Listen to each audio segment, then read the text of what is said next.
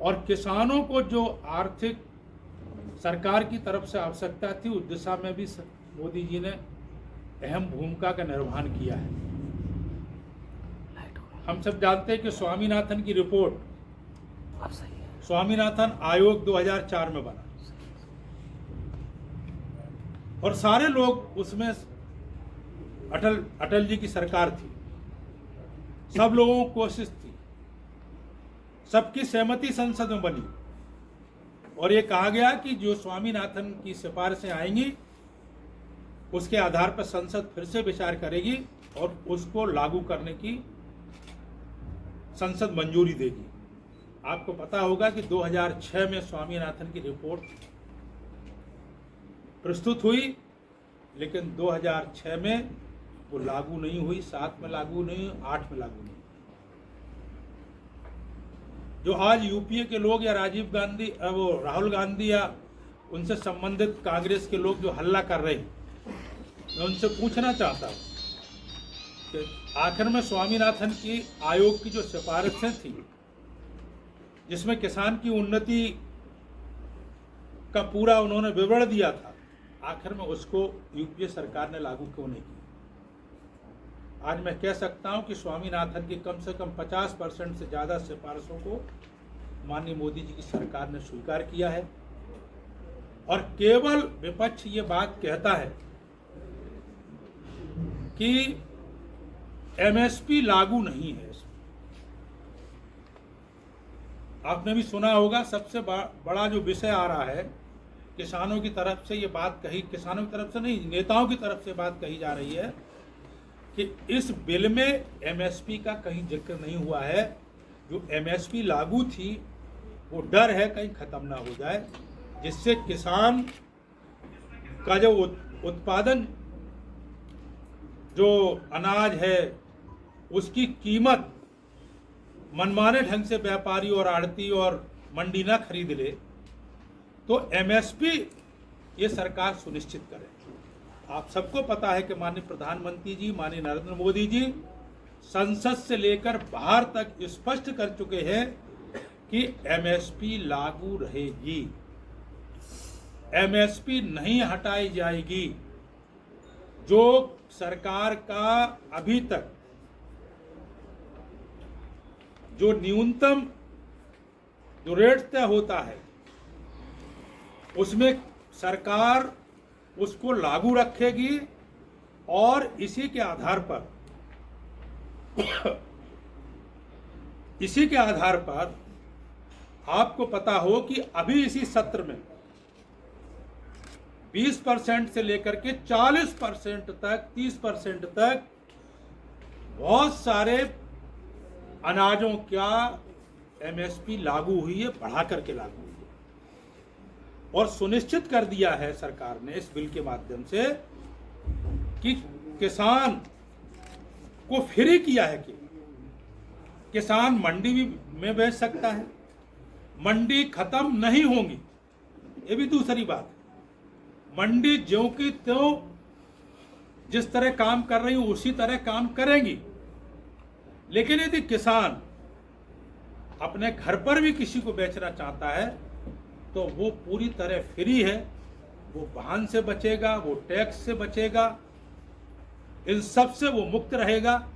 और इसके बावजूद भी यदि कोई कठिनाई है तो एसडीएम की जिम्मेदारी सुनिश्चित की गई है कि वो 1 महीना में उसका निपटारा करे। अब दूसरा विषय उठा रहे हैं कि जो कॉन्ट्रैक्ट फार्मिंग होगी, वो है ना कॉन्ट्रैक्ट वाला विषय जी, जमीनों तो, पर। हाँ, तो उसमें प्रॉब्लम आएगी। तो उसमें भी क्लियर किया है कि किसान, मान लो 2 साल के लिए किसी ने अपनी जमीन उठाई है, तो जो उसमें इन्वेस्टमेंट होगा वो इन्वेस्टमेंट भी केवल फसल पर होगा, जमीन पर नहीं होगा। जमीन किसान की सुरक्षित रहेगी, फसल पर, फसल के उत्पादन में जो इन्वेस्टमेंट होगा उसमें किसान भी देगा और किसान के पास यदि नहीं है तो वो किसी से ले सकता है या कॉन्ट्रैक्ट पे फसल उठा सकता है।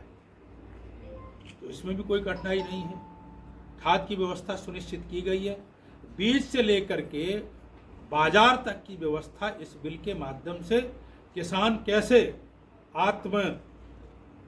एक तरह से कहा जाए कि उसकी उपज बढ़े, उसको व्यापार मिले, और इसी के साथ साथ जो दूसरा बिल है उसमें कृषक का संरक्षण कैसे हो, उसके कीमत का ठीक से उसको लाभ मिले, ये सारी इस बिल के माध्यम से सुनिश्चित किया गया है। जो दल, अच्छी बात है, उत्तर प्रदेश में तो सारे दलों ने एक तरह से स्वीकार ही कर लिया है, नाम का औपचारिकता से विरोध किया है, नहीं तो सारे लोगों ने इस बिल को स्वीकार कर लिया है। जो पंजाब में हो रहा है उसके पीछे बड़ी राजनीति है। जो बड़े बड़े गोदाम हैं, जिनके ठेकेदार हैं, वो थोड़े जरूर डिस्टर्ब हो रहे हैं और वही लोग इस आंदोलन को चला रहे हैं। मैं कहना चाहता हूं आपके माध्यम से कि किसान इसमें आत्मनिर्भर बनेगा, किसान को फसल का ठीक से वो अपनी फसल का जो है मूल्य ले सकेगा, किसी तरह का कोई उत्पीड़न नहीं होगा, और निश्चित रूप से उसको कठिनाइयाँ आती हैं तो वो किसी आधार पर जो लोग जिनको कॉन्टैक्ट दिया जाएगा उनसे अपनी बातचीत कर सकता है, किसी प्रकार का कोई प्रेशर नहीं रहेगा। और इसके अलावा पूरे देश भर में प्रधानमंत्री जी ने कहा कि हम 10,000 इस तरह की किसान समिति भी बनाएंगे जो आपस में 4-5 लोग मिलकर के भी इस तरह की कोई समस्या है तो उसकी व्यवस्था सुनिश्चित कर सकते हैं। तो संक्षेप में हमने 2-3 बातें कही आपसे। एक सवाल है कि किसान बिल में क्या इसका जिक्र किया गया है कि जो कॉन्ट्रैक्ट पर कंपनी उससे फसल का उत्पादन कराएगी, उसके बाद इस तरह की शिकायतें रहती हैं कि अगर कंपनी ने नहीं लिया, अगर प्रोडक्शन में कहीं कोई समस्या आई पेमेंट को लेकर के, इसके लिए किसान बिल में कहाँ है इसका जिक्र है? यदि वो जरूरी नहीं कि किसान उसी को फसल दे, कॉन्ट्रैक्ट का मतलब तो वही हुआ कि उसी को फसल देनी पड़ेगी। नहीं, कॉन्ट्रैक्ट पे तो ये हुआ ना, लेकिन कॉन्ट्रैक्ट पे जब रेट तय करेगा ना तो रेट किसान अपनी मर्जी से करे। नहीं, कॉन्ट्रैक्ट में यदि उसकी मानकता उन्होंने इस ब्याज पे रोक दी कि इस मानक के हिसाब से सही नहीं है फसल, हम नहीं ले रहे हैं, फिर किसान नहीं ले रहे तो दूसरे को बेचेंगे। मंडी भैया, मंडी तो हमारे लिए अवेलेबल है, वो किसी को भी दे सकता।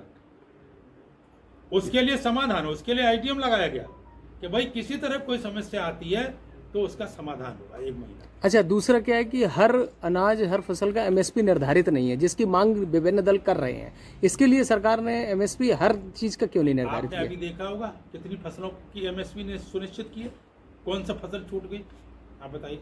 प्रमुख फसल दालों से लेकर के तिल से लेकर के और सब जो है, आप कौन सी फसल अभी छूटी जो बढ़ाएगी? आपको लिस्ट दे देंगे पूरी।